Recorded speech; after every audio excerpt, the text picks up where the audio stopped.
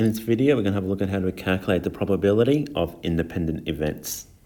So to calculate the probability of an independent event, so for example, probability of event A and B, we want to multiply the probability of event A by the probability of event B.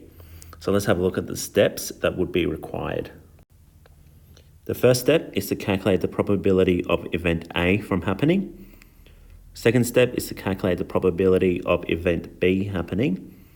And then the third step, once we've got those two separate probabilities, is to calculate the event of A and B occurring by multiplying the two probabilities together. So let's have a look at an example of how to calculate the probability of independent events. So in this example, Katrina finds on average her train is late 2 mornings out of 5.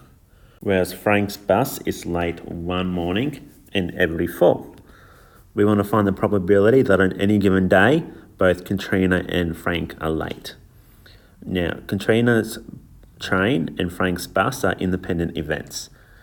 Katrina's bus being late has no impact on Frank's bus being late, so we classify them as independent events. So the first step is to calculate the probability of Katrina being late. So to calculate this probability is going to be favourable outcomes divided by total outcomes. In this case, favourable outcome is Katrina being late, which is equal to 2 mornings out of 5. So the probability of Katrina being late is 2 out of 5. Next is to calculate the probability of Frank being late.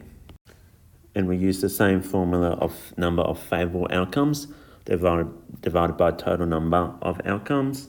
And in this case, favourable outcomes is Frank being late, which is 1 over total outcomes of 4.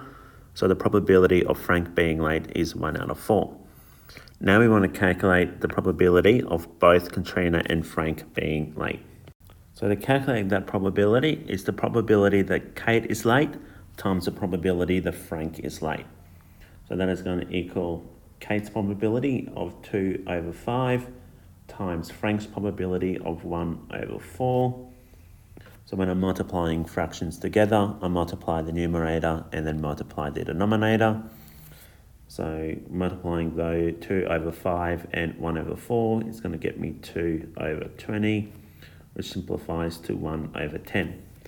So the probability that both Kate and Frank are going to be late is 1 over 10.